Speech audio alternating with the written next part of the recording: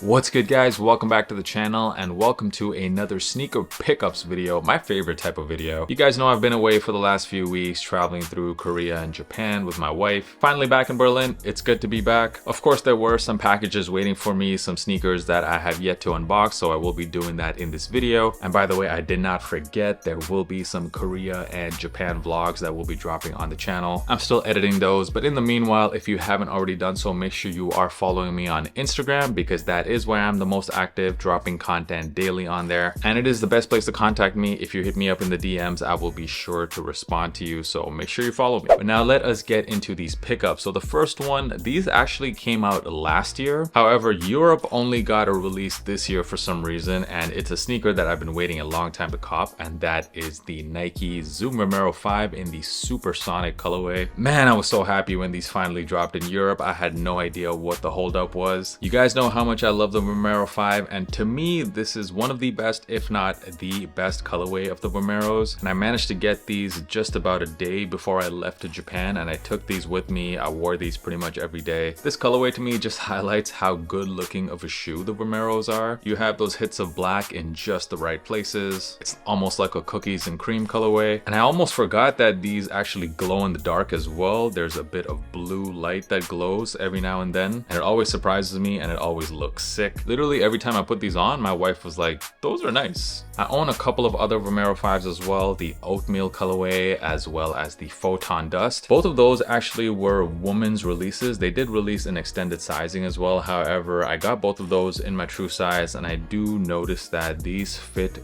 differently. In fact, they fit a lot better. Because this was a men's pair, they are definitely a bit wider in the toe box, which for me are just a lot more comfy than my oatmeals and my photon dust pairs, which are a bit more narrow in the toe. In fact, if you have wide feet and you're planning on getting a woman's only colorway of the Vomero 5s, I would even suggest going up half a size, but not in these. These you can stick with your true size. Of course, super comfortable shoe, one of the most comfortable, if not the most comfortable lifestyle Nike sneaker. But I will say I was rocking this shoe and walking a lot in them, so meaning like over 20,000 steps per day, and my feet were definitely hurting after a while. Like after around like 10 or 15k steps, my feet started to definitely feel a little sore. I'm not gonna blame the shoes for that. I mean, it's not really normal to be walking over 20k steps a day, so I think my feet were just tired from suddenly walking so much. If any of you guys watching this video have worn the Vomero 5s for extended periods of time, then just leave a comment, let me know what has your experience been wearing this sneaker for long periods. All right, the next sneaker, and these are like a work of art. This very well might be the best pair of Air Max sneakers to drop this year, and it is the Air Max 95 Erosion or Unearthed colorway. Guys, these are straight heat. Like, these are one of the best Air Max 95s I think to drop in a very long time. These were a sneakers app exclusive. I did unbox these on my Instagram stories, and a lot of you guys seem to be confused about what this pair was. And those of you in the United States were telling me that you couldn't even find these shoes on the app. So let me know down in the comments, did these also release in the US, or was this a European or Asia exclusive? Either way, here in Europe, these were very easy to get. In fact, right now, they're still available in a full-size run on Nike. And this very beautiful colorway here was inspired by the Grand Canyon. The colorway is built around the concept of erosion. So when water, ice, and wind over time just erodes the Earth's surface, you see these different layers of colors develop over time. And I just thought that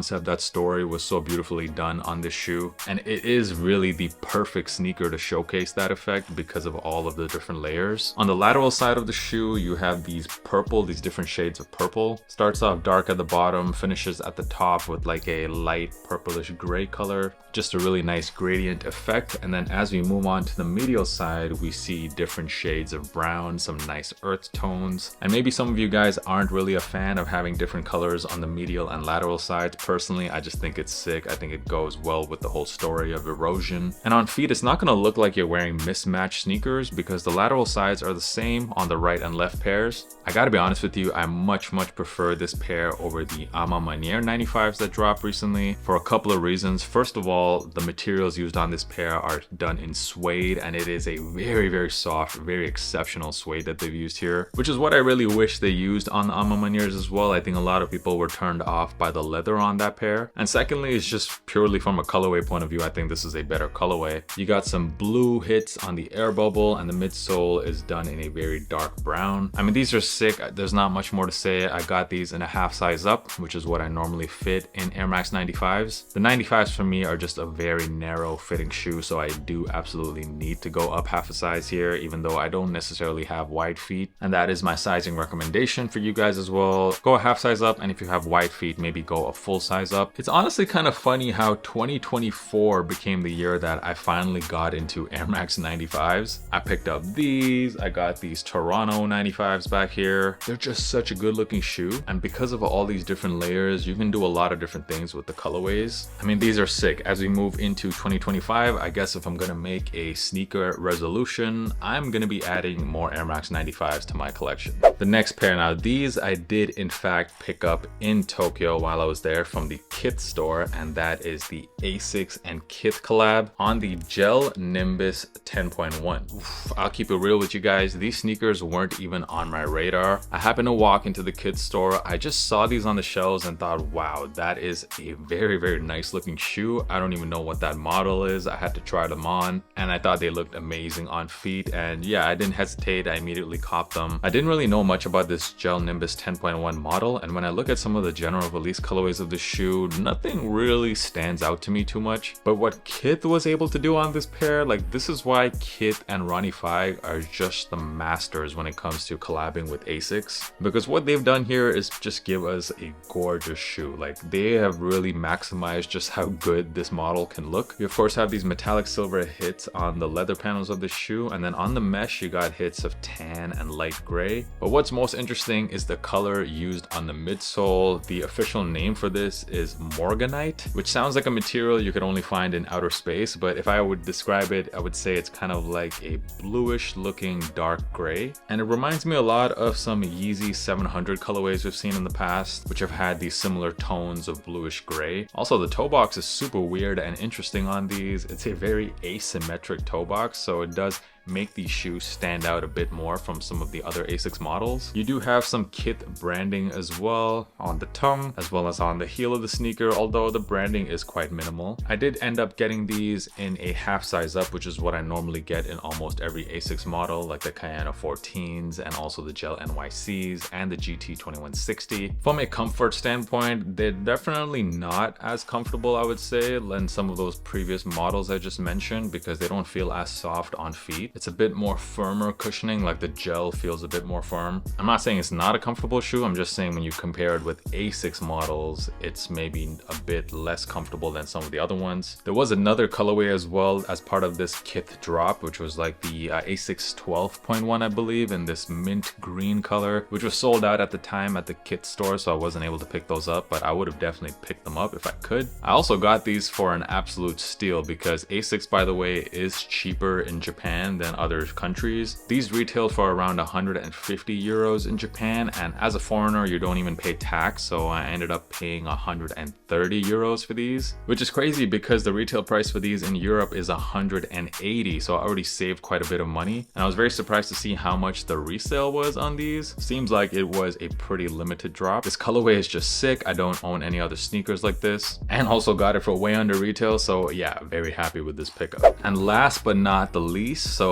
I have actually never ever reviewed a pair of sneakers from this brand before on this channel, and that is Swiss brand On, and this is the collab with Post Archive Faction on the Cloud Monster 2. Another sneaker that wasn't really on my radar, but when I was in Seoul, South Korea just a few weeks ago, I actually went to the Post Archive Faction store, which is their main location, and I got to see these sneakers in hand several weeks before the release. And I was just very impressed with how much these sneakers fit in so well with that brand. Post Archive Faction really over the last couple of years has been one of the hottest Korean fashion labels, and they're really unique with how they promote the idea of a uniform platform, which they slightly modify with every collection. These Cloud Monster 2, this is the second drop, the second collab between On and PAF. Alongside the black ones came this yellow pair, which really lets you see all those aging details they have on the shoe. To me, that pair just reminds me so much of something Off-White would have done with On sneakers. And with this pair, On and Post Archive Faction worked together to develop an engineered mesh, which you see all over the upper. To a lot of you guys, you might see the shoe and just think, okay, that just looks like any other pair of black On sneakers. But you can have a look at the regular Cloud Monster 2s and you'll just see how different these are. It has like a panel that overlays the toe box, and there's just barely any branding on these as well. Now I threw these on feet, and these being the first time I've really worn a pair of On sneakers, it felt like I was having a sneaker revelation.